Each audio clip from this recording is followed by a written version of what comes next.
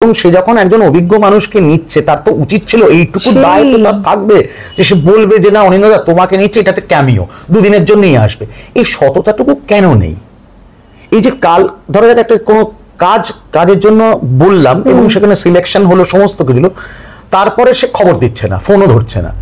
নাটা বলে দিলে তো অনেক সুবিধা হয়, আমিও জানবো না তুমি তো মনে মনে ভাবছো যে আমি ওখানে আমার কমিটমেন্টটা দিয়ে ফেলি। এটা শুধুমাত্র টাকা রোজগার করার জায়গা নয়, এটার জন্য আমি অনেক কিছু স্যাক্রিফাইস হয়তো করতে হবে। হয়তো এমন সময় হবে আমার বাবা হসপিটালে বা আমার বাবা মারা গেছেন, সেই সময় আমি শুটিং করছি, আমার সেই শুটিংটা কমপ্লিট করে তবে আসতে হবে। এই যে ত্যাগগুলো, সেটাও কিন্তু একটা ভীষণ জরুরি জিনিস আর কি। সেইটা বোধহয় একটুখানি আজকাল অভাব দেখতে পাই আর কি। টেলিভিশন যারা করে তারা একটু দেওয়ার ক্যাপ্ট অ্যাসাইড, তাদেরকে একটু ব্রাত্য করে রাখা। তো টেলিভিশন করে মানে ওটা দেখা যায়। তো এখনো যে কোনো যারা আমার সঙ্গে অনেক পরিচালক হয়তো কাজ করেছেন আমার সহযোগী হিসেবে বা সহযোদ্ধা হিসেবে, তাদের ফ্লোরে এখন আমি কাজ করতে যাই, বা তাদেরও তলার যারা ছিলেন তারাও এখন পরিচালক হয়ে গেছেন। আমি এখনো বাথরুম যেতে হলেও বা ফ্লোরের বাইরে যেতে হলেও তাদের জিজ্ঞেস করে যাই যে আমি যাবো। এখন টেলিভিশনের ডিরেকশন থেকে একটু দূরেই রয়েছি, খানিকটা উপায়ান্তর নেই বলে, কেননা সাইড লাইনের বাইরে করে দেওয়া হয়েছে।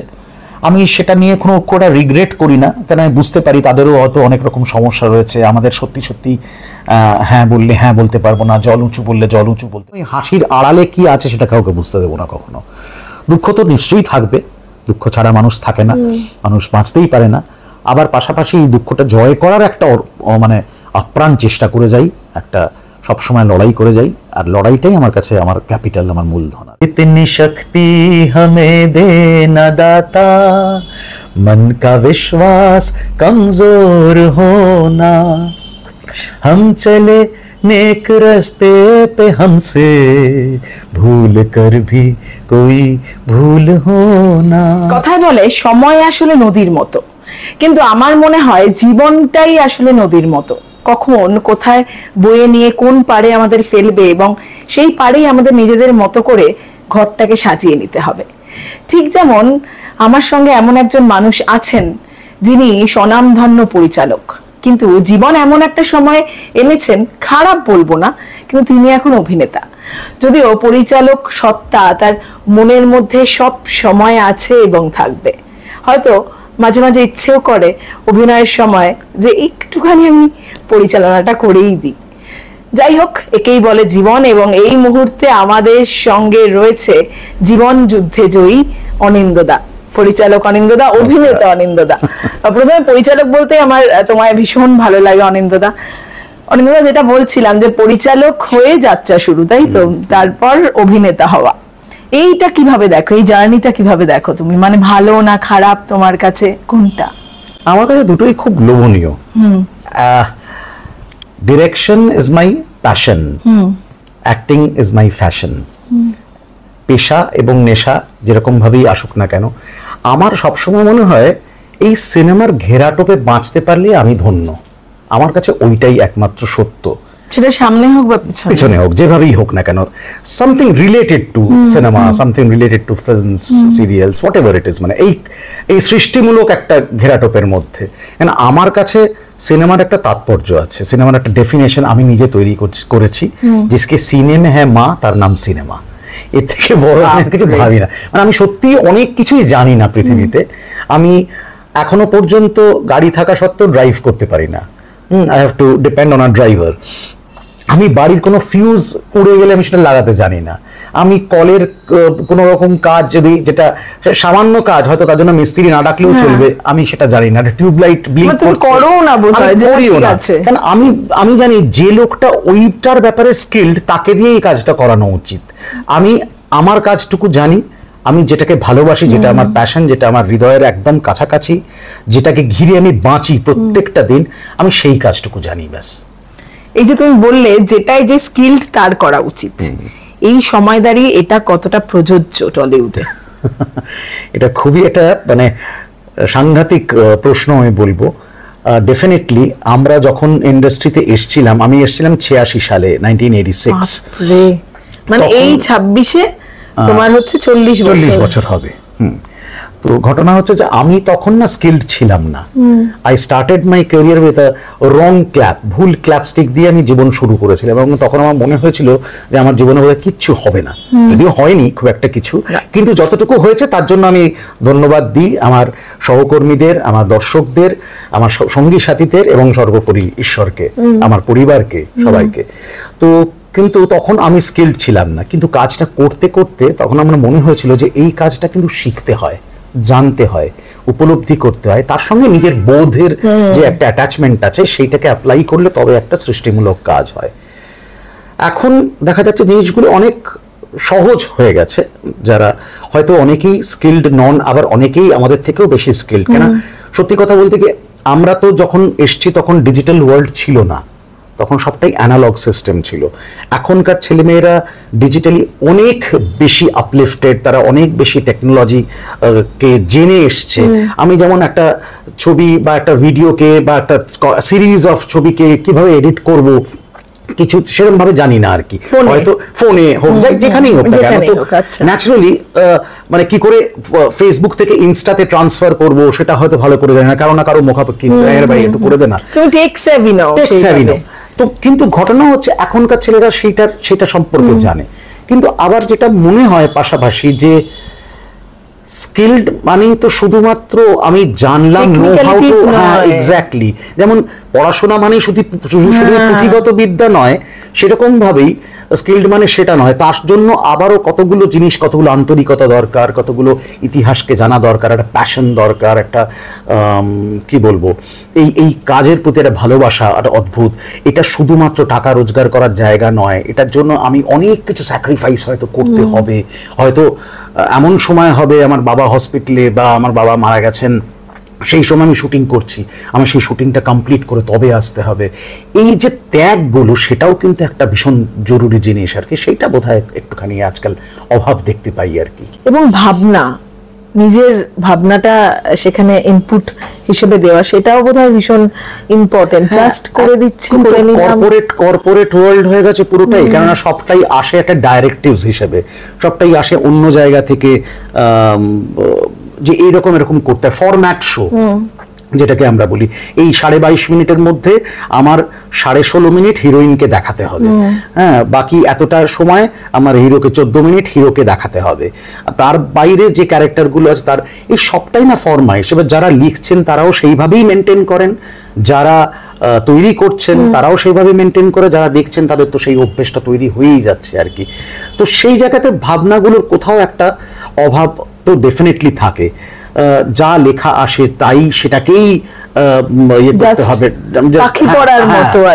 তার বাইরে যে বিটুইন দ্য লাইনস, আমরা আমাদের যারা চিত্রনাট্যকার ছিলেন তাদের কাজ যখন আমরা করেছি, যখন ডিরেকশন দিয়েছি, তারা যেটা লেখেননি সেইটাকে আমার ভাবতে হতো যে কোথায় কোনটা মিসিং এখানে, বা এর যোগসূত্রটা কি, এরকম একটা কিছু করলে তবে কি জিনিসটা হবে। যেমন আমি রামকৃষ্ণতে একটা উদাহরণ দিয়ে বলি, মানস দত্তগুপ্ত কিছুদিন আগে উনি চলে গেলেন, তো মানসদা প্রথম দিকে লিখতেন এইটা করছেন ওইটা করছেন, না আপনি লিখবেন না, আপনি সংলাপটুকু লিখে দিন, এবার কি অ্যাক্টিভিটি হবে, কিভাবে সিনটা মানে ডেভেলপ করব, কোন গ্রাফে যাব, কি ডিজাইনিং করব, সেটা আমার ভাবনা, আমাকে অন্তত ওই কাজটা করতে দিন, তবে না আমার খিদেটাও একটা মেটার ফ্যাক্টর রয়েছে, না আমি কেন কাজটা করব, শুধুমাত্র ডায়ালগ কি আছে, ডায়ালগ নিলাম, এর ক্লোজ আপ নিলাম, ওর টু শট নিলাম, ওটা তো বড় কথা নয়, একটা জিনিসকে তৈরি করতে হবে, তো সেইটা খুব জরুরি জিনিস আর কি। এই যে তুমি প্রথমে যদিও বললে অত্যন্ত বিনয়ের সঙ্গে কিছুই করতে পারিনি, কিন্তু রামকৃষ্ণ কেন একাধিক ধারাবাহিক টেলিফিল্ম, এবং সেগুলো বছরের পর বছর চলেছে সাকসেসফুলি। এবং তারপর এই যে এই সময়টা দেখো, আগে ওই কাজের সময় যাই, আমি এখানে এসেই দেবীদার ছবি দেখলাম, এবং আমি এটাও শুনেছি অনিন্দ দাদা যে রবি ওঝা মানে স্যারের সময়ের কাজ থিয়েটারের মতো নাকি সেই সময় কাজ হতো, মানে প্র্যাকটিস করা একটা ওইভাবে। এখন তো পুরো একটু যদি সেই সময়ের কথা বলো, মানে তোমাদের সময়ের সেই কাজ। দেখো রবি ওঝা একটু পরের দিকে, টেলিভিশন শুরু হয়েছে 75 সালে আমাদের এখানে, কিন্তু তখনও সেই বুমিংটা হয়নি, তখন অন্য ধরনের প্রোগ্রাম হতো টেলিভিশনে, শিক্ষামূলক প্রোগ্রাম হতো, কৃষিমূলক প্রোগ্রাম হতো ইত্যাদি। তারপরে 95 অনওয়ার্ডস এই যে টেলিভিশন বুমটা তৈরি হয়, যে মেগা সিরিয়াল আরম্ভ হয়, জননী ওয়াজ দ্য ফার্স্ট, বিষ্ণুপাল চৌধুরীর, এবং সব থেকে বড় কথা হচ্ছে ভাবনাটা অশোক সুরানা, ওই মানুষটা সত্যি সত্যি মানে এত ইনোভেটিভ একটা মানুষ, আমার মনে হয় সারা ভারতবর্ষে এরকম প্রযোজক সত্যি খুব কম আছেন।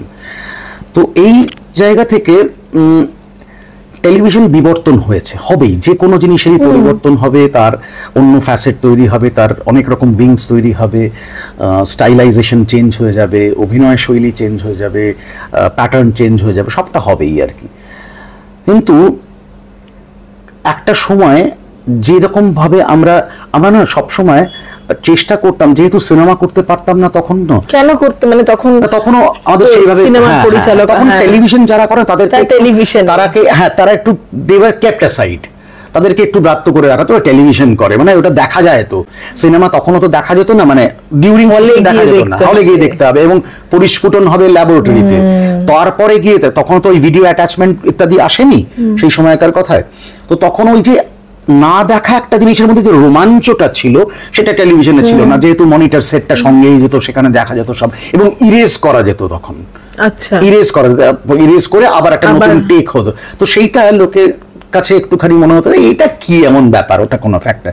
কিন্তু ইমোশন তো ইমোশন, সে টেলিভিশনই হোক, থিয়েটার হোক, যাত্রা হোক, সিনেমা হোক, যে কোনো আজকের দিনে ওয়েব সিরিজ হোক, ইমোশন ইজ ইমোশন, সেটা সব জায়গায় থাকবে। এবং তৈরি করার ক্ষেত্রে আমার মনে হয় যে মুনশিয়ান একজন পরিচালকের বা একজন অভিনেতার, সেটা কিন্তু সর্ব জায়গাতেই সমান। আঙ্গিক অনুযায়ী হয়তো পাল্টে যায়, কিন্তু সে তার ফুলেসটা না দিলে কখনো বিলিভেবল হতে পারে না পৃথিবীতে কোথাও না, একদম। তো তারপরে যখন রবি ওঝা ইত্যাদিরা এলেন, তখন রবি একটা প্যাটার্ন চালু করলো যে একটা ঘরের গল্প, মানে সেটা সব যেন মনে হয় ঘরের মধ্যেই হচ্ছে আর কি। যেমন করে আমরা হাঁটা চলা করি, একবার জলের গ্লাস রাখছি, একবার ফ্রিজ খুলছি, একবার জানলার কাছে যাচ্ছি, একবার আলনায় কাপড় গোছাচ্ছি, একবার আলমারি খুলছি, এক্স্যাক্টলি এই যে মিজো সিন আমরা এটাকে বলি আর কি। এই মিজো সিনটা আরম্ভ হলো তখন থেকে। Rabi was the pioneer for this. তার আগে আমরা বিভিন্ন রকম ভাবে সিরিয়াল করছি, এখানে কাট অ্যান্ড পেস্ট হয়েছে, নানান কিছু হয়েছে, শটের নানান রকম জায়গারই হয়েছে, আমরা এক শটেও গেছি অনেক সময় হয়তো প্রয়োজন অনুযায়ী। কিন্তু রবি একটা সিগনেচার তৈরি করলো ওটার, যে আমি এই ধরনের ইয়েটা করবো, সেটা লোকের ভালো লাগতে আরম্ভ করলো, লোকে মনে করলো ফিল অ্যাট হোম, এই তো আমার বাড়ির গল্প, এরকমই দেখছি। তো এবার রবির যেটা সুবিধে ছিল, মানে inspite of his skill and his passion to his work, ওর সুবিধাটা ছিল ও নিজে প্রডিউসার ছিল। He was not answerable to anyone else, যে কারণে ওই 18টা টেক হতে পারতো, 15টা রিহার্সাল হতে পারতো, সারাদিনে হয়তো 2টো সিন হলো, সেটা আমার প্রডিউসার আমাকে অ্যালাউ করবে না।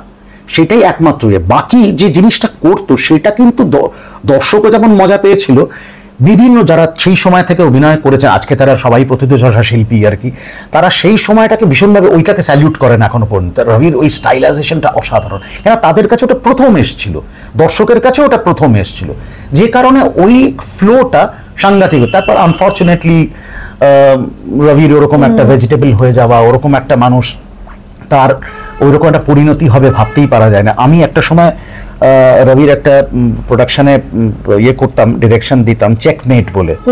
ডিউরিং দ্যাট টাইম আমি ইন্দ্রপুরীতে একবার শুটিং করছি এবং রবি কে তখন হুইল চেয়ারে নিয়ে আসা হলো। He was understanding, but he was not able to reply, উত্তর দিতে পারছে না, কথা বলতে পারছে না, মুখ টুক বেঁকে গেছে, ওই একটা অদ্ভুত প্যারালিটিক অবস্থা আর কি। তো আমার হাতটা এরকম করে, আমি আই ওয়ন্ট ফরগেট দিস, আমি জীবনে কোনোদিন ভুলতে পারবো না। একটা শিল্পী মানুষ তো, তার চোখ দিয়ে জল পড়ছে, আমার হাতটা না যতটা সম্ভাবনা, যতটা স্ট্রেংথ তখন ছিল, ততটা সব শক্তি দিয়ে ধরে আছেন আমার হাতটা। এবং আমাকে পরে মন্দিরা, মিতালি এরা বলেছিল তোমাকে খুব ভালোবাসতো রবি, মানে because he use to say যে এই ছেলেটা কিন্তু খুব ভালো একজন technician, he is a wonderful director. মানে সেটা রবি, কেন ও তো নিজের জায়গা থেকে বুঝতে পারতো যে জহুরি তো একটা অন্য ইয়েকে চিনবে, রত্নকে চিনবে। যেমন করে যিশু দাশগুপ্ত আমাকে দূরদর্শনে নিয়ে গিয়ে সবার সামনে বলতেন, বাকি সবাই ম্যানেজিং ডিরেক্টর, এই ছেলেটা হচ্ছে একমাত্র ডিরেক্টর। তো এইগুলো আমার কাছে বিরাট রিওয়ার্ড। তারপর তার সামনে এই সবগুলো কিচ্ছু নয় প্র্যাকটিক্যালি। এই যে মানুষের একটা অন্য পরিচালক যিনি সাকসেসফুল, যিনি একজন ইনস্টিটিউশন, তারা আমার সম্পর্কে যেমন এইটুকু অন্তত সবার সামনে অকপটে স্বীকার করছেন এবং অ্যানাউন্স করছেন, আমার গ্রেটেস্ট রিওয়ার্ড আমার পাওয়া হয়ে গেছে জীবনে আর কি। কিন্তু মানে সত্যি তুমি সেই ভালোবাসাটা তোমার প্রতি, সেই ডেডিকেশনটা দেখেছেন বলেই তারা হয়তো তাই, বলেছিলেন হয়তো তাই। অবশ্যই। এবং সেইটা যখন আস্তে আস্তে কমতে থাকলো অনিন্দ্যদা, তখন মানে কি মনে হলো, মানে এরকম তো নয় যে পরিচালনা থেকে অবসর নেওয়ার সময় হয়ে গেছে, কখনোই নয়, সেটা না, হয়ও না কখনো না। কিন্তু মানে সেটা তখন মুশকিলটা কি হয়েছে, যেহেতু একটু আগেই বললাম ফরম্যাট চেঞ্জ হয়েছে, সমস্ত কিছু প্যাটার্ন চেঞ্জ হয়েছে, এখন যারা ডিসিশন মেকার, চ্যানেলই হোক বা প্রযোজকই হোক, তারা ভেবে নিয়েছেন বোধহয় এরা আর পারবেন না, এরা মানে আগের ওল্ড স্কুল তো, এরা একটু পুরনো ধাঁচের, মানে ওরা তারা ধরে নিচ্ছেন এটা। কিন্তু আমরাও যে আপগ্রেডেড হচ্ছি দিনকে দিন, আমরাও যে সবটার সঙ্গে নিজেকে তাল মিলিয়ে চলার চেষ্টা করা হচ্ছে, সেইটা বোধহয় উপলব্ধি করার মানুষ খুব কম রয়েছেন। এবং যেটা তাদেরও উপায় নেই, কারণ তাদেরকেও আবার অন্য জায়গার অঙ্গুলি হেলনে বা অন্য জায়গার ডাইরেক্টিভস মেনটেন করে চলতে হচ্ছে। তারাও আনসারেবল কারোর কাছে আসলে, যেমন একজন প্রযোজক, মানে বম্বেরই একটা হাউস, তারা একবার আমার কথা বলেছিলেন একটা চ্যানেলে। তো চ্যানেল থেকে দুটো ফিডব্যাক এসেছিল আমার সম্বন্ধে। প্রথমটা হয়েছিল, উনি কি এতটা দৌড়তে পারবেন? মানে আমি তখন তাকে বলেছিলাম যে আমি কি মিলখা সিং যে দৌড়বো, মানে দৌড়তে পারবেন ইন দ্য সেন্স বলা হয়েছিল যে আমি অতটা কায়িক পরিশ্রম নিতে পারবো কিনা, এখন যে ধর কেন পারবো না, না পারার তো কোনো মানে কারণই নেই। কেন আমি অথর্ব হয়ে যায়নি, আমার হাত পা চলে, এবং সব থেকে বড় কথা মগজটা চলে এখনো পর্যন্ত, সব থেকে প্রয়োজন আমার মনে হয় একজন পরিচালক। উঠে হেঁটে দৌড়ে কাজ, যদিও আমি সবসময় তাই করেছি, কিন্তু সেটার থেকেও বড় কথা সে তার মগজ দিয়ে পুরোটা কাজ করবে। সে মগজটা দৌড়লে সে ওই 60খানা লোককে দৌড় করাবে ঠিক জায়গা অনুযায়ী, দাবা খেলার মতন। আমি যদি ওইখানে আমার ওই যে সবকটা ঘুঁটি রয়েছে, আমি চাল কি দেব না দেব সেটা কিন্তু আমার এইখানে রয়েছে। তো সেরকম ভাবেই আর একটা ফিডব্যাক এসেছিল যে উই ক্যানট স্টিয়ার হিম, আমরা ওনাকে স্টিয়ার করতে পারবো না, উনি যেটা নিজে মনে করবেন সেটা আমার কাছে গর্বের মনে হয়। চ্যানেল যখন এটা ভাবে যে আমাকে স্টিয়ার করতে পারবে না, তার মানে আমাকে সম্মানই দিচ্ছে। আমি এটাকে পজিটিভ দিক থেকে ভাবি, এই জায়গাটায় তার মানে আমি আপোষহীন একজন মানুষ, যে আমি হ্যাঁতে হ্যাঁ মেলাবো না, আমি আমার মতো করে জিনিসটাকে বলবো। হ্যাঁ, ডেফিনেটলি সাজেশন উল্টো দিক থেকে আসতে বাধ্য, আসবেই, কেন আসবে না? I am open to each and every suggestion. তার কারণ প্রত্যেকটা মানুষ না নিজেকে সব থেকে বেশি ভালোবাসে। আমিও জানি at the end of the show নামটা আমার যাবে পরিচালনা অনিন্দ্য সরকার, তো সেইটাকে আমি হারাতে যাবো কেন? যদি একটা বেটার সাজেশন কারোর কাছ থেকে আসে, even an electrician or a trolley setting or a প্রোডাকশনের লোক, তারাও দাদা এটা না মনে হচ্ছে এইটাই হলে ভালো হতো, আমি তাই আচ্ছা ঠিক আছে দাঁড়া দেখছি। একটা ভালো সাজেশন যদি একজন আর্টিস্ট বলতে পারেন, আমি না একটু এরকম ভাবে করবো, ভেরি গুড। তো এটা তো একটা মানুষ তো সবকিছু ভাবতে পারে না, সেই আর তারও ভাবনা একটা জায়গায় লিমিটেশন হতে পারে। তো সে যদি অন্য জায়গাতে সাজেশন পায়, সেটা সবসময় নেওয়া দরকার আমার মনে হয়। সেটাই কিন্তু এটা তো মানে জিনিসটা হচ্ছে কালেকটিভ আর্ট। কালেকটিভ আর্ট মানে সমষ্টিগত একটা জায়গা হচ্ছে, প্রত্যেকটা মানুষকে আমার সম্মান দিতে হবে, তাদের কাছ থেকে সম্মান পেতে হবে, এবং প্রত্যেকটা মানুষের একটা ইনভলভমেন্ট। তার মানে সেই লোকটা আমার কাজের প্রতি ইনভলভ, তবেই তো সে সাজেশনটা দিচ্ছে। তার যদি ভালোই না লাগতো, সে মোবাইল নিয়ে ব্যস্ত থাকতো, সে ফ্লোরের বাইরে ঘুরে বেড়াতো। সে যখন কিনলি বিষয়টা নিয়ে ভাবছে, তার মানে তার কোথাও একটা মনে হয়েছে না কাজটা ভালো হচ্ছে। তুমি তো এখন একজন অভিনেতা, তুমি সাজেশন দাও? জেনারেলি দিতে চাই না, দিও না। কেন? তার কারণ, দুটো কারণ। একটা হচ্ছে সাজেশন দিলে আমি তো তার জন্য পয়সা পাবো না। I am not paid for that, I am paid for my acting only. আমার অ্যাক্টিং ওরিয়েন্টেড যদি কোনো সাজেশন থাকে সেটা আমি দিতে পারি আর কি। আর দ্বিতীয় কথা হচ্ছে, আমি জানি একটা ফ্লোরে একজন পরিচালককে সাজেশন দেওয়া মানে তার বোধহয় কোথাও একটা তাকে একটু খর্ব করা। আমি তো একজন পরিচালকের যন্ত্রণাটা বুঝি, সে অনেকগুলো জিনিস নিয়ে ভাবিত, সে অনেকগুলো জিনিস নিয়ে জর্জরিত। সেখানে যদি আমিও তাকে ডিস্টার্ব করি, আমি তাদের আমার মতো করে এটা এরকম করে করো, ওটা ওরকম করে করো, আমার মনে হয় না সেটাকে খুব একটা বাঞ্ছনীয় জিনিস, এবং আমি সেটাকে কখনো অ্যাকনোলেজ করতে চাই না, সেই কারণে দিই না। খুব একটা যদি ভুল একটা লুক হয়তো মনে হলো, আমার হয়তো দেখে ফেললাম, তখন বললাম যে এটা কি ও কি ওই দিকে লুক দিয়েছিল, আমি কি এদিকে দেবো, সেটা মানে গ্রামাটিক্যালি কোনো কিছু যদি হয়। আদারওয়াইজ কম্পোজিশন ওয়াইজ আমি কিচ্ছু বলি না, কখনো না। কেন, এটা তার বল গেম, সে যেভাবে ছবিটা দেখাবে সেইভাবে মানুষ দেখবে। আমিও তার হাতে পাপেট, আমাকে সে যেভাবে প্রজেক্ট করবে আমি সেভাবে। আমি খুব বাধ্য একজন অভিনেতা, কিন্তু আমাকে মানে ডিরেক্টর যদি 1 ইঞ্চি ডান দিকে সরতে বলে আমি 1 ইঞ্চি ডান দিকে সরবো। আমি সেই দিক থেকে আমি এখনো যে কোনো যারা যারা আমার সঙ্গে অনেক পরিচালক হয়তো কাজ করেছেন আমার সহযোগী হিসেবে বা সহযোদ্ধা হিসেবে, তাদের ফ্লোরে এখন আমি কাজ করতে যাই, বা তাদেরও তলার যারা ছিলেন তারাও এখন পরিচালক হয়ে গেছেন, আমি এখনো বাথরুম যেতে হলেও বা ফ্লোরের বাইরে যেতে হলেও তাদের জিজ্ঞেস করে যাই যে আমি যাবো, কেন এটা আমার মনে হয় ডেকোরাম, এটা মেনটেন করা উচিত। আমি কেন, পৃথিবীর যে কোনো মানুষের মেনটেন করা উচিত। পরিচালক হচ্ছেন the captain of the ship, তার সেই সবার আন্ডারই একজন, তাকে আমি সেই জায়গাটা না দিলে, when he is my director he might be junior to me, even when he is my director he is my director। এটা কিন্তু এখন একদম অনেক কমেছে, তুমিও দেখো নিশ্চয়ই, তোমাদের ওই যে ওল্ড স্কুলিং, আসল স্কুলিংটা তোমাদের ওটাই শিখে এসেছো একদম। কিন্তু তুমি যখন বলে যে সিরিয়ালের ডিরেক্টর এবং এই জায়গাটা থেকে মানে এই যে বড় পর্দায় ধরো পরিচালনা করো, সেটা কেন করলে না বা হলো না অনিন্দ্যদা, মানে কেন এই জায়গাটাই তুমি থাকলে? আগে না আমি খুব একটা মানতাম না, মানে আমি এমন নই যে আমি ঈশ্বরে বিশ্বাসী নই, আবার আমি চরম অবিশ্বাসীও নই, কিন্তু আগে মানতাম না এগুলো যে ভাগ্য বা ইত্যাদি অমুক তমুক। আমি জানতাম যে কর্মফলে আমাকে নিয়ে যাবে, আমি ভালো কর্ম করি আমাকে লোকে করবে, কিন্তু একটা সময় পরে মানতে বাধ্য হলাম যখন দেখলাম পর পর পর পর আঘাতগুলো এলো আর কি, পর পর পর পর হয়ে যাওয়া প্রজেক্ট, মানে প্রায় ছুঁয়ে ফেলেছি ভিক্টরি স্ট্যান্ড, তারপরেও দেখলাম পিছোতে হলো, তখন মনে হলো যে কপাল একটা বড় ফ্যাক্টর বোধহয়, অন্তত যারা এই শিল্পের সঙ্গে যুক্ত তাদের হয়তো অনেক, আমার থেকেও অনেক নামকরা মানুষজন বা অনেক গুণী মানুষজন হয়তো সেই দাম পাননি, কিন্তু আমি আমার জায়গা থেকে মনে করি যে যতটা পাওয়ার কথা ছিল, যতটা ভেবে এসছিলাম ততটা হয়তো পাইনি, সেক্ষেত্রে হয়তো আমারও দোষ আছে। আমার দোষটা মনে হয় যে আমি পাবলিসাইজ করতে পারিনি নিজেকে, আমি নিজের ঢাকটা নিজে পেটাতে পারিনি, মানে ইংরেজিতে একটা কথা আছে বিট ইউর ওন ড্রামস, তো আমি সেটা পারিনি, আমার বিজ্ঞাপনটা আমি করতে পারিনি, তো সেইটা আজকের দিনে কিন্তু খুব দরকার, এবং যারা করতে পারছেন তারা কিন্তু নিজের জায়গায় সফলতা লাভ করছেন।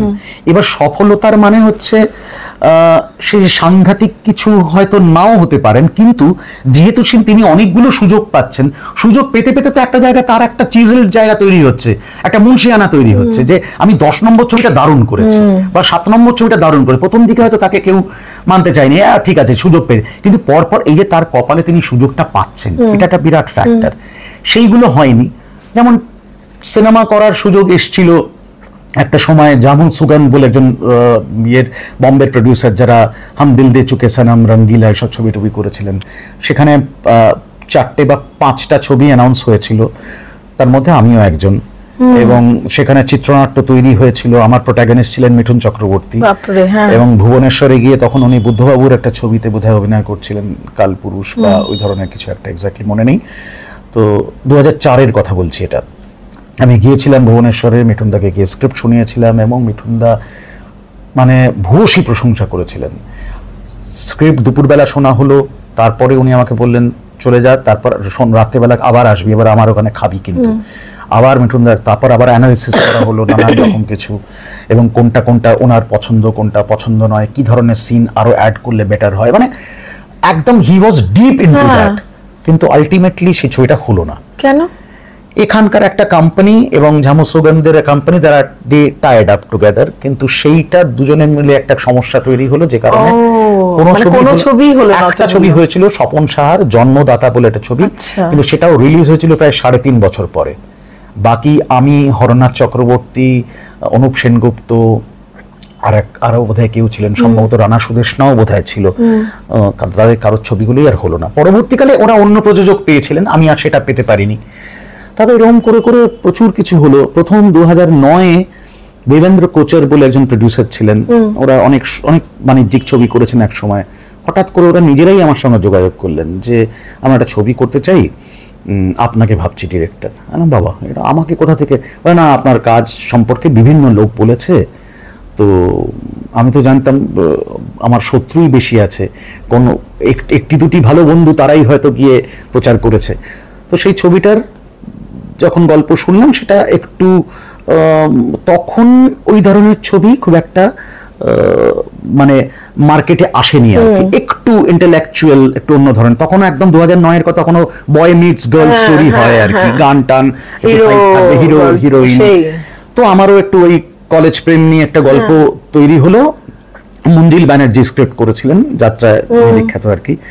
তো সেই ছবিটা সাথী আমার বন্ধু আমার, এবং সেই ছবিটা পরবর্তীকালে ওই গতানুগতিক গল্প, কিন্তু আমি আমার স্মার্টনেস বা যেটুকু আমি টেকিং প্যাটার্ন একটু করে একটু অন্যরকম দেখতে হয়েছিল ছবিটা। মানে তখন বাংলা ছবি যেরকম দেখতে হচ্ছিল, এইটুকু হলফ করে বলতে পারি ছবিটা তার থেকে ব্যতিক্রমী একটু দেখতে হয়েছিল আর কি। এবার ওই প্যাটার্নটা কুচকুচ হতা হয়, ওই ধরনের যে একটা সময় প্রেম বুঝতে পারা যায় না, যখন বিরহটা হয় তখন প্রেমটাকে উপলব্ধি করা যায়।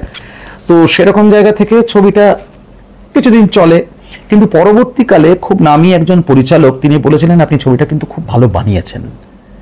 এবং একজন খুব নামকরা অভিনেতা, যিনি একজন এখন বম্বেতেও কাজ করছেন, আমাদেরই সহপাঠী মানে সহকর্মী, তিনি বলেছিলেন, অনিন্দ কি অপূর্ব হয়েছে ছবিটা, কি স্মার্ট মেকিং, কি স্মার্ট টেকিং। মানে ওর সেই, তারপরেও কিন্তু সুযোগ পেলাম না।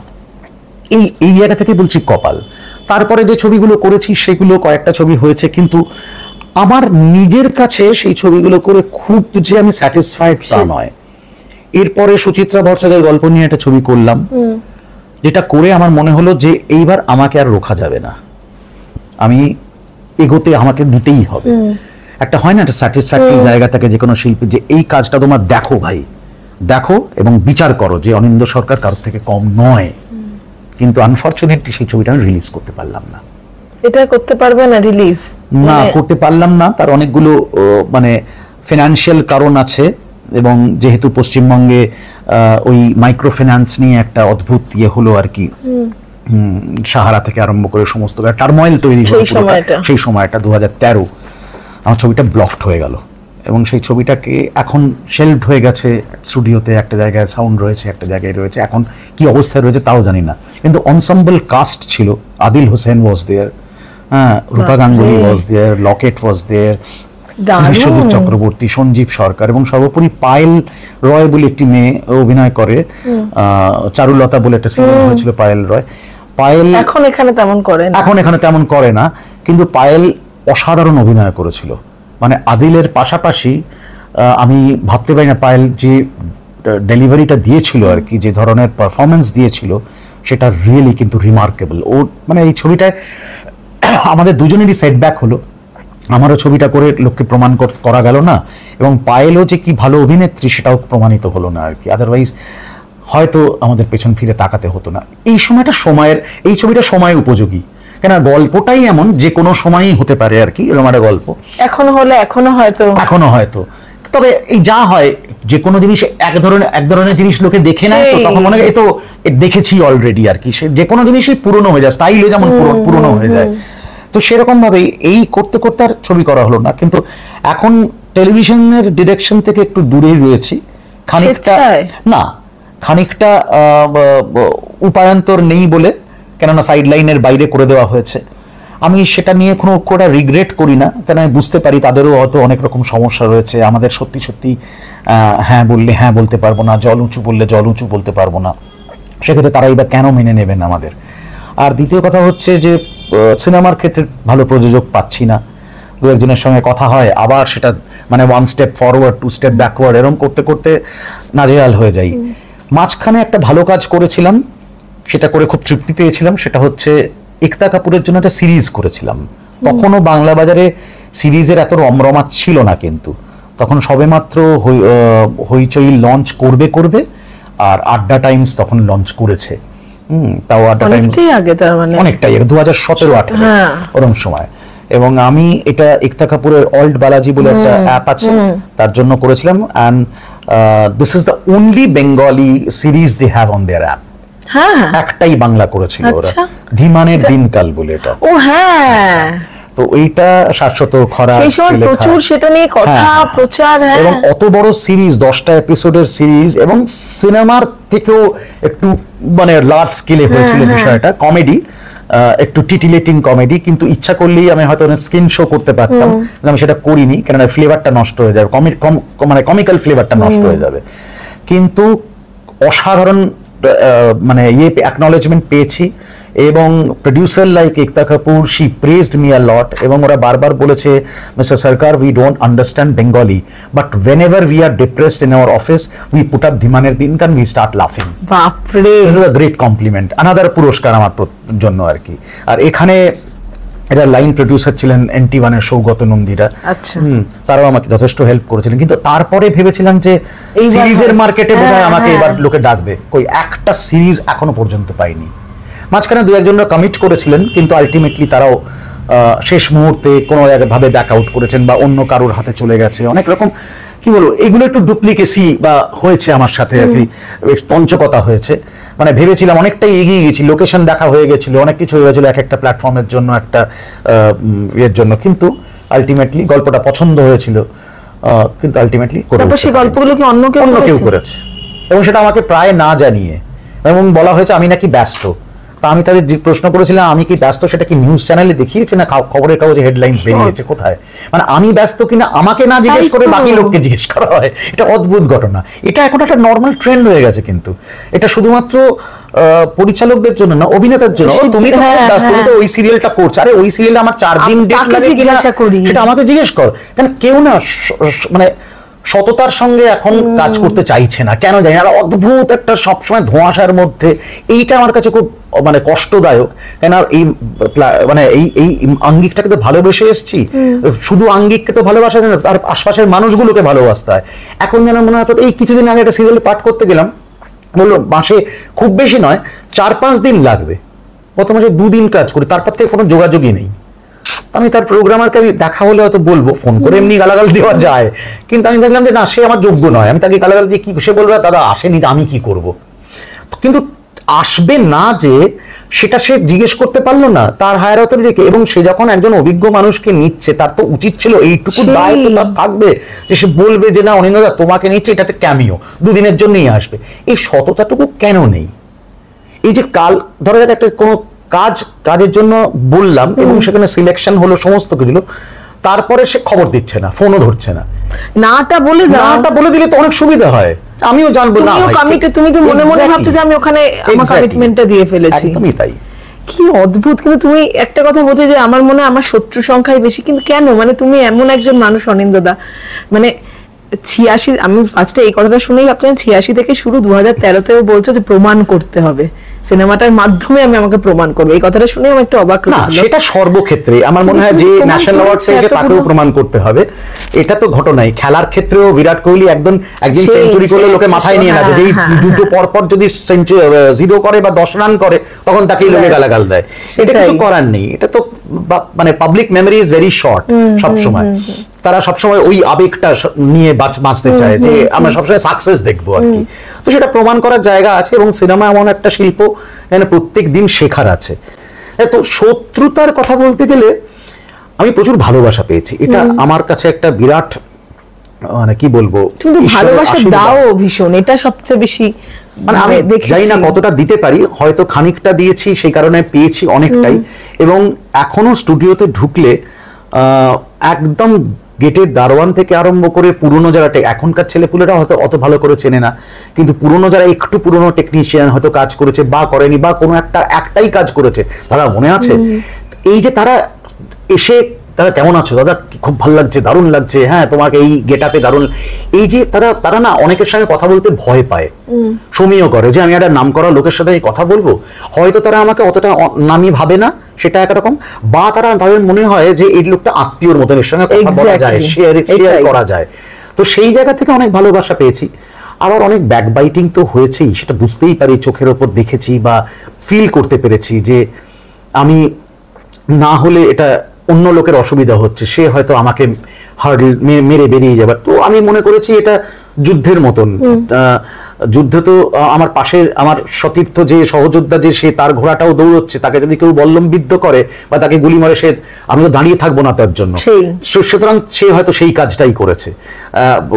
ক্লাসে মানে পড়াশোনা করা দুই বন্ধু হয়তো একই টিফিন বক্স থেকে টিফিন খায়, একসাথে পড়াশোনা করে, একই স্যারের কাছে যায় বা একই ম্যামের কাছে যায়, কিন্তু যখন রেস হচ্ছে, স্প্রিন্ট টানছে, এও 100 মিটার দৌড়বে, এও 100 মিটার, তখন হারিয়ে দেওয়ার একটা প্রতিযোগিতা থাকে, তো প্রতিযোগিতা সবসময় খুব হেলদি, এক্স্যাক্টলি, দ্যাট ইজ কিন্তু সেইটাই হচ্ছে, সেইটা ক্রমশ বোধহয় কমে যাচ্ছে এখন। লোকে আনহেলদি মিনস গুলো নিচ্ছে, আনহেলদি স্টাইল গুলো নিচ্ছে, ওই সেই সোজা পথ পড়ে আছে, সোজা পথে কেউ চলে না, বাঁকা পথ জ্যাম হরদম, জমজমাট ভিড় কমে না, নচিকেতার কথাই বললাম। সত্যি বাঁকা পথটা নিয়েই বোধহয় মানুষ সফল হচ্ছে না, কিন্তু সেটা বেশি নয়, দীর্ঘস্থায়ী নয়। কি জানি দীর্ঘস্থায়ী করতে করতে আমি তোমার জীবন কাটিয়ে ফেললাম প্রায়, কি বলবো।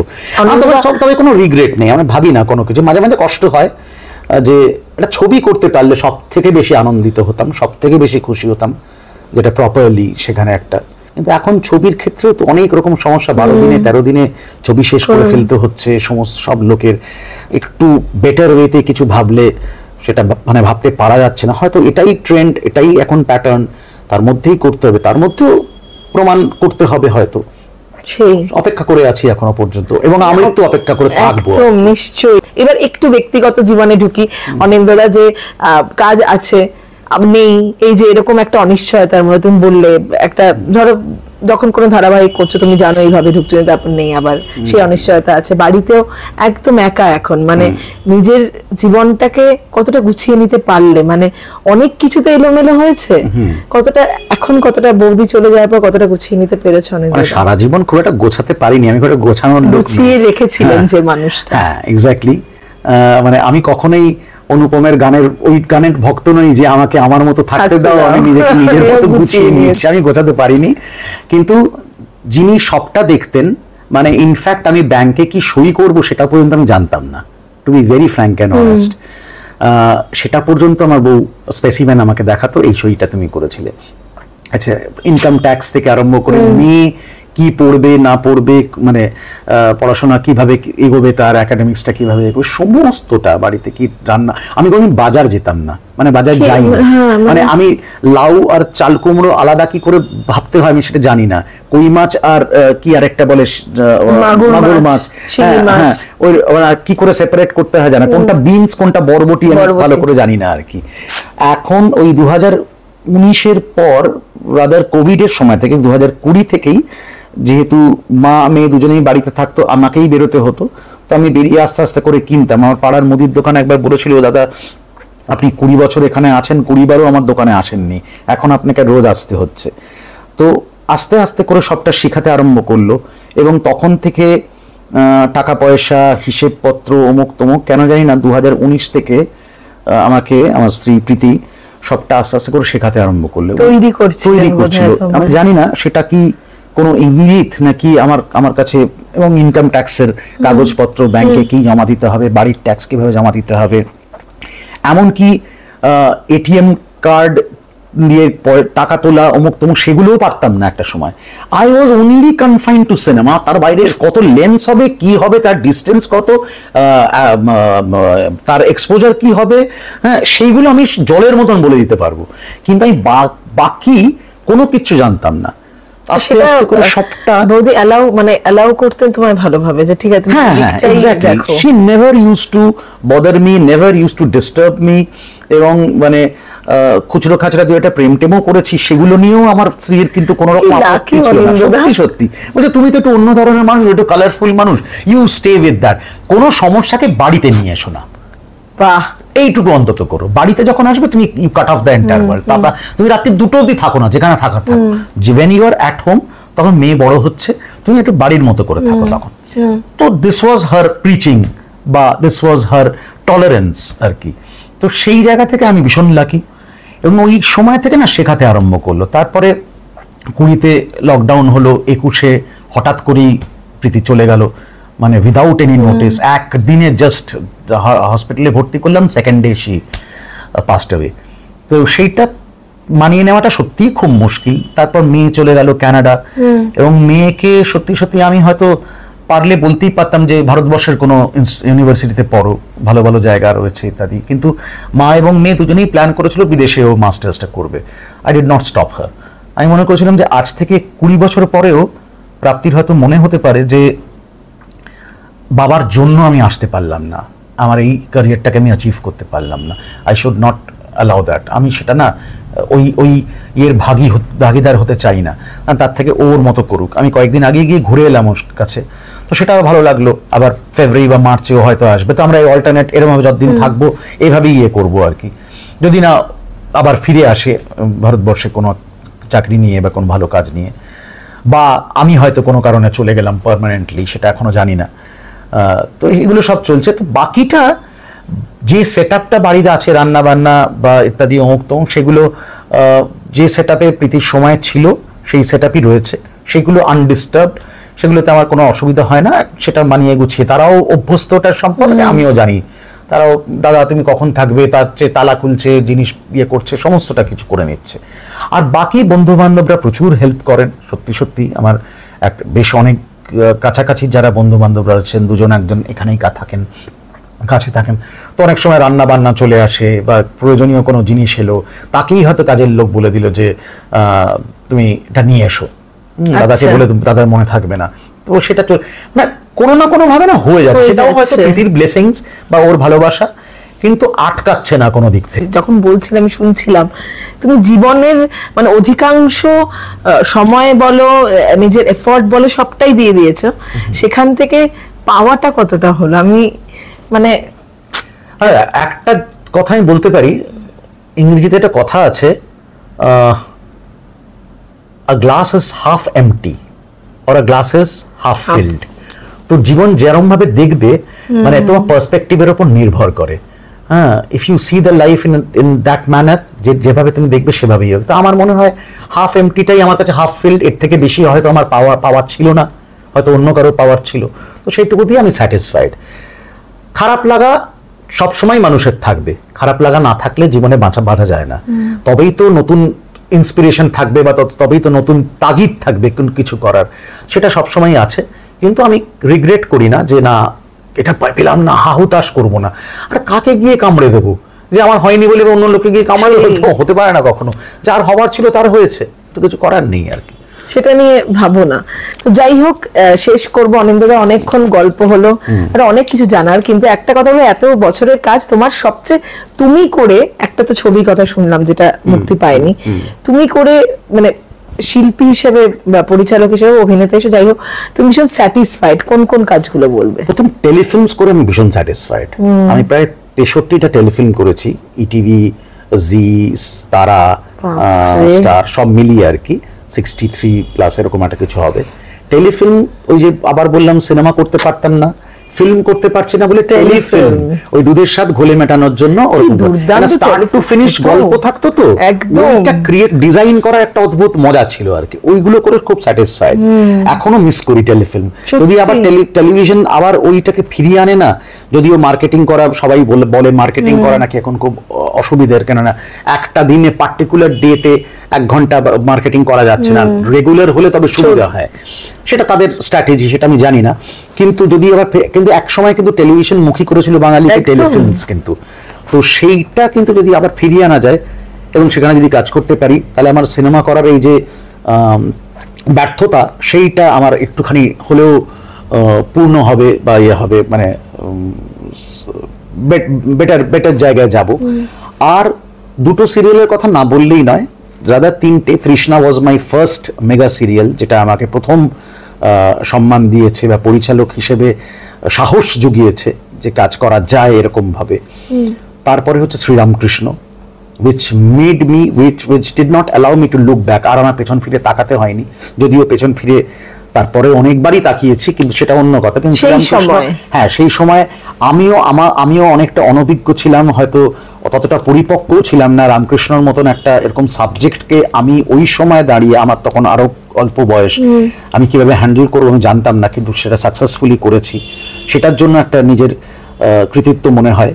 আর হচ্ছে আলোকিত এক ইন্দু বলে একটা সিরিয়াল করতাম ইটিভির জন্য, যেটা মোনালি ঠাকুরের প্রথম আত্মপ্রকাশ। সেই সিরিয়ালটা ওই রকম সিরিয়াল আর হয় না। পরবর্তীকালে ইতিহাস আশ্রিত সিরিয়াল হয়েছে, রানী রাসমণি ওয়াজ ভেরি পপুলার, এখন আবার হচ্ছে। কিন্তু ওই সিরিয়াল এখনো অনেক মানুষ, এবং যারা যারা অভিনয় করেছিলেন তখন তো স্টার স্টাডেড সিরিয়াল ছিল ওটা একদম, মানে বাংলা বাজারে যারা মোটামুটি অভিনয় করেন তারা প্রত্যেকেই ছিলেন একদম, সেই হারাধন বাবু থেকে শুরু করে সবাই আর কি। তো ওই সিরিয়ালটা খুব মিস করি, যে ওইরকম একটা কাজ যদি আবার করতে পারি, যেখানে শুধু গল্প বলা নয়, যেখানে অনেক কিছু নিজের দেওয়ার থাকবে, গতানুগতিকতার বাইরে অনেক কিছু দেওয়ার থাকবে একজন পরিচালক হিসেবে, বা একজন পরিচালক তো একজন দর্শক প্রথম কথা। সেই দর্শক হিসেবে আমাকে যদি আমার কাজটা স্যাটিসফাই না করে, আমি অন্য লোককে স্যাটিসফ্যাকশনের মুখ দেখাবো কি করে? খারাপ লাগাগুলো কখনো বুঝতে দাও না তুমি, এটাই সবসময় কালারফুল ইয়াং, সেটা একটা ধরে রাখে অনিন্দ্যদা, সব একটা স্টাইল। মানে এটা ওই আমি বলি লাস্ট অফ দ্য মহিকান্স, তো আমার সময়কার প্রায় কেউই এখন নেই। রবি ওঝা নেই, যিশু দাশগুপ্ত নেই, বিষ্ণুপাল চৌধুরী নেই, তারপরে জগন্নাথ গুহ নেই, দেবীদাস যদিও আমার সঙ্গে সহকারী হিসেবে কাজ করেছিল কিন্তু সমসাময়িক, দেবীদাস নেই, দেবাংশু সেনগুপ্ত নেই। তো আর কাউকে মিস করলাম কিনা আমি জানি না, এই মুহূর্তে মনে পড়ছে না। অভিজিৎ দাশগুপ্ত থেকেও কাজ করেন না, জয় মুখার্জি থেকেও কাজ করেন না। এরাও অনেক বীতশ্রদ্ধ বিরক্ত হয়ে আছেন নিশ্চয়ই, সেই কারণেই হয়তো হ্যাঁ আমি এখনো ধরে আছি কোনো রকম ভাবে। তো চেষ্টা করে যাই যে যেভাবেই হোক না কেন, হাসি ঠাট্টা মশকরা বা জীবনটাকে নানান রকম ভাবে উপভোগ করে, এবং সেটা কাউকে দরকার নেই তো বুঝতে দেওয়ার। ওই চার্লি চ্যাপলিনের কথায় যে আমি যখন বৃষ্টির মধ্যে দিয়ে হাঁটবো তখন আমার যে অশ্রুপাত হচ্ছে সেটা হয়তো কেউ দেখতে পাবে না, so I love to walk in the rains. তো আমি ওই হাসির আড়ালে কি আছে সেটা কাউকে বুঝতে দেবো না কখনো। দুঃখ তো নিশ্চয়ই থাকবে, দুঃখ ছাড়া মানুষ থাকে না, মানুষ বাঁচতেই পারে না। আবার পাশাপাশি এই দুঃখটা জয় করার একটা মানে আপ্রাণ চেষ্টা করে যাই, একটা সবসময় লড়াই করে যাই, আর লড়াইটাই আমার কাছে আমার ক্যাপিটাল, আমার মূলধন আর কি। একদম লড়াইটা করো, এবং এই জোরটা থাকুক, সরে যেও না কখনো, যেটা অনেকেই বহু সিনিয়র আর্টিস্টরা সরে গেছেন, পরিচালকেরা সরে গেছেন আমরা জানি, এবং তাতে আখেরে ক্ষতি হচ্ছে টলিউডের। তো যাই হোক, শেষ করবো। থ্যাংক ইউ অনিন্দ্যদা, আমরাও আজকে এনরিচড হলাম, মানে কত কথা জানতে পারলাম, কত প্যাটার্ন, কত কিছু, কত কথা যে বাকি রয়ে গেল সেটা বলা যাচ্ছে না। মানে তোমার বোধহয় তুমি ওই কাজের ধরন নেই, তোমার দুটো দিন কাজের ধরন না, মানে প্রথম আশা কি করে এলাম সেইগুলো অনেক কিছু আছে, মানে সেইগুলো গল্প আবার একদিন না হয় হবে আর কি। মানে আমি মনে করি যে এইগুলো না শেষ নেই, অদ্ভুত মজার আর কি। ফার্স্ট যে এসছিলাম তখন ইন্ডাস্ট্রিটা কিরম ছিল, কতটা ভয় পেতাম, কতটা কি হচ্ছিল, আস্তে আস্তে নিজেকে ডেভেলপ করা, সেগুলো নিয়ে আবার একদিন একদম মানে সত্যি কত কত অভিজ্ঞতা, আরো এরকম অভিজ্ঞতা বাড়ুক, আমরা আরো কথা। আমি খালি একটাই সবসময় বলি, এটা হিন্দিতে একটা দোহা আছে, সেটা হচ্ছে इतनी शक्ति हमें देना दाता, मन का विश्वास कमजोर होना, हम चले नेक रास्ते पे हमसे भूल कर भी कोई ভুল হোনা। এটা গাইলাম তার একটা কারণ হচ্ছে, যে মানুষটা আমাকে সৎ পথে থাকতে শিখিয়েছেন তার নাম অমল সরকার, তিনি আমার বাবা। আজকে আমার বাবার জন্মদিন, এবং আজকে বাবা বেঁচে থাকলে বাবার 95তম জন্মদিন হতো। ওটা বাবা মারা গেছেন খুবই অল্প বয়সে, 62 বছর বয়সে, ইন দ্য ইয়ার 92। আমার বাবাও এই ট্রেডের সঙ্গে যুক্ত ছিলেন, মৃণাল সেনের সহযোগী পরিচালক ছিলেন। এছাড়া মহাশ্বেতা, মণিহার, লাল পাথর, চৌরঙ্গি এসব ছবির সঙ্গে যুক্ত ছিলেন। চৌরঙ্গির মানে উত্তম কুমারের যে চৌরঙ্গি, সেই ছবির চিত্রনাট্য আমার বাবার করা। তার মানে তোমার সেখান থেকেই শুরু, আমার ওই রক্তে রয়ে গেছে খানিকটা আর কি, এই জন্য ছেড়ে যেতে একদম রক্তে আছে তোমার, সেই কারণে ছাড়বে না। এবং সেখান থেকে তোমার শুরু, এবং তবু বাবা থাকতে বলে স্ট্রাগল করতে হচ্ছে, একটু ছুঁয়ে যাই নিজের মতো, মানে স্ট্রাগলটা। বাবা বেশি দিন দেখে যেতে পারেননি, আমি 86 সালে এসেছি, বাবা 92 সালে চলে গেছেন। কিন্তু বাবার শেষ দিকে বাবা বলতেন ও খুব তাড়াতাড়ি ডিরেক্টর হবে, আমার ছেলে খুব তাড়াতাড়ি। এটা বাবার একটা ফারসাইট ছিল, মানে আমার কাজকর্ম দেখে, আমার যে কোনো ভাবেই হোক, আমার ওই স্পিরিটটা দেখে বারবারই মনে হতো, লোককে বলতেন অনিন্দ্য খুব তাড়াতাড়ি ডিরেক্টর, ভালো ডিরেক্টর হবে। এবং আমি বেশ কিছু পুরনো পরিচালকদের কাছ থেকে, যেমন দীনেন গুপ্তর সঙ্গে আমি সহকারী হিসেবে কাজ করেছিলাম এক সময়, উনি আমাকে বলেছেন তুমি একদিন খুব বড় ডিরেক্টর হবে। শুধু আমার ট্রলি দেখে, আমি ট্রলি করতাম ওনার, মানে সেটা আমার কাজ ছিল না, কিন্তু উনি আমাকে দিয়ে ট্রলি করাতেন না। আমার টাইমিং ঠিক ছিল, আমি কারেক্ট মাপে যেতে পারতাম, কারেক্ট আমি ফ্রেমটা বুঝতে পারতাম। আমাকে বলেছিলেন তুমি একদিন বড় ডিরেক্টর হবে, তোমার এত সুন্দর ফ্রেম সেন্স, তখন তো দেখা যেত না, দেখে দেখে করা যেত না, আমি আন্দাজে এই সবটা মানে পেছনের ল্যাম্প শেডটা আমি ঠিক ফ্রেমে নিয়ে নেব, হ্যাঁ, অথচ আর্টিস্টকে ডিস্টার্ব না করে, সেইটা উনি খুব ওনার ভালো লেগেছিল, আশীর্বাদ করেছিলেন আমাকে। তো এরকম ধরনের দেব কুমার বোস আমাকে আশীর্বাদ করেছিলেন। তো এই মানুষগুলো চলে গেছেন, কিন্তু এইগুলোকে আমি নিয়ে বাঁচি। আমার মনে হয় এইগুলো লালন পালন করা, এগুলো যাপন করা আমাকে সবসময় একটা প্রেরণা দেয় সবসময়। একদম গোড়া থেকে শিখেছো তুমি, একদম, যেটা রাস্তা তুমি দিয়ে। ওই যে বললাম না, ভুল সেই ক্লাপস্টিক দিয়ে জন্য শুরু করেছি। তোমার বেসটা এতটা স্ট্রং। সেই যাই হোক, ওই নিয়ে আবার একদিন, এইটা ভুলেই গেছি কথা বলতে, এত কথা অনিন্দ্যদার সঙ্গে শেষ করবো। Thank you so much Okay, অনিন্দ্যদা, thank you so খুব much. ভালো থাকো। এই মুহূর্তে ধারাবাহিক চলছে, নিশ্চয়ই আগামীকালে আরো কিছু কাজে দেখতে পাবো। অবশ্যই পরিচালনাতেও তোমায় দেখতে চাই, দেখতে চান অনেকেই। কি বলবে সেই সব দর্শকদের? আমি অ্যাক্টিংটাকে না মানে আমি ছেড়ে দিতে পারছি না এখন, ওটা ভালোবেসে ফেলেছি, ওটা একটা প্রেম তৈরি হয়ে গেছে আমার। হ্যাঁ, তো কিন্তু পাশাপাশি পরিচালনার কাজ তো সবসময় নিশ্চয়ই দরকার, এবং সেটা নিয়ে আমি বাঁচি প্রত্যেকটা মুহূর্তে। পাশাপাশি যারা আমাকে অভিনেতা হিসেবে দেখেন টিভির পর্দায়, তারাও আমার সঙ্গে সব সময় রয়েছেন, তারা তাদের ভালোবাসায় আমি চেষ্টা করি ভালো কাজ করার। কারণ কি, আমি সবসময় মনে করি এই জনগণ, এই গণদেবতা, তারাই তো আমাদের ঈশ্বর। এই গণদেবতা ছাড়া তো আমরা যে কাজই করি না কেন, জনগণের ওই ভালোবাসা, আন্তরিকতা ছাড়া কিন্তু আমরা কেউ উত্তীর্ণ হব না। তারা যদি অ্যাকসেপ্ট না করেন, আমাদের কাজ করা বৃথা। তারা অ্যাকসেপ্ট করছেন। কত লোক আমাকে ফেসবুকে লেখেন, আপনার অভিনয় কি সাবলীল, কি সাংঘাতিক, অমুক দিন এইটা, এমনকি টিভি থেকে স্ক্রিনশট তুলে তারা পাঠান যে অমুক দিন দেখলাম এই সিনটা আপনাকে দারুণ লেগেছে। মানে আমাকে শারীরিকভাবে মানে সিনটা ভালো হয়েছে, ইমোশনালি আমি ঠিকঠাক করতে পেরেছি। তো এটা আমার কাছে মনে হয় তারা হয়তো আমার পরিচালনার কোনো কাজই দেখেননি, কিন্তু এই যে অ্যাকসেপ্টেন্সটা আমি পাচ্ছি অভিনেতা হিসেবেও, সেটাও তো একটা প্রেরণা যোগায়। তো অভিনয়ের সঙ্গে এখন সম্পর্ক 2013 থেকে সম্পর্ক তৈরি করেছি, এই প্রেমিকাকেও আমি ছাড়তে চাইছি। একদম একদম ভিন্ন জায়গার ভিন্ন প্রেমিকা থাকুক। থ্যাংক ইউ সো মাচ অনিন্দ্যদা, খুব ভালো থাকো, আবার দেখা হবে। নিশ্চয়ই। Thank you. ওকে।